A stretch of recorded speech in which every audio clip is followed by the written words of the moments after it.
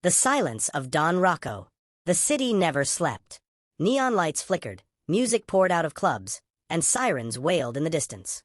But in one corner of the city, where even the bravest men feared to walk, silence ruled. That silence had a name: Don Rocco.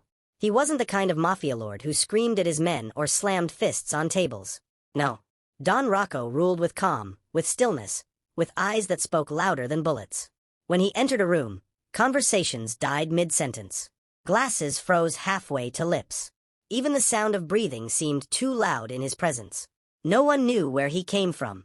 Some said he was born in poverty, abandoned as a boy, forced to fight for every scrap of bread.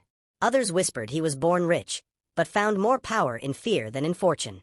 Don Rocco never told the truth. He let the rumors grow, until the myth became bigger than the man. One night, in his dimly lit mansion, he sat at the head of a long table. His men waited nervously. They had failed him, again. Across the table, a young lieutenant named Marco cleared his throat. "Don Rocco," he began carefully. "With respect, maybe it's time we—" Rocco's hand rose slowly.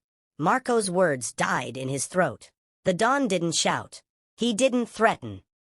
He simply leaned forward, the golden face of his watch catching the light, and whispered one sentence: "Loyalty is not negotiable." That was all he said. Nothing more. The next morning, Marco was gone.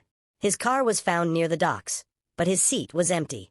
On the city fountain, a single red rose appeared. Everyone knew what it meant. Don Rocco had spoken, without words. The city trembled under his silence. Rivals feared him. The police tried to break him. Even his closest men never fully trusted him. Yet no one dared to betray him again. But here's the twist. What the city never knew was that Don Rocco carried a secret heavier than all his crimes.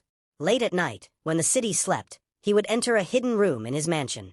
On the wall hung a small, faded photograph of a boy, his younger brother. The boy had died years ago, caught in a crossfire from a rival gang. That was the night Don Rocco chose silence. Because words, he believed, had no power to stop death. Only control. Only fear.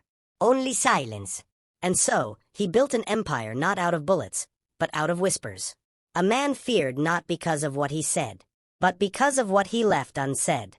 In a world full of noise, Don Rocco's silence was the loudest sound of all. If you like this story, like, share, and subscribe for more.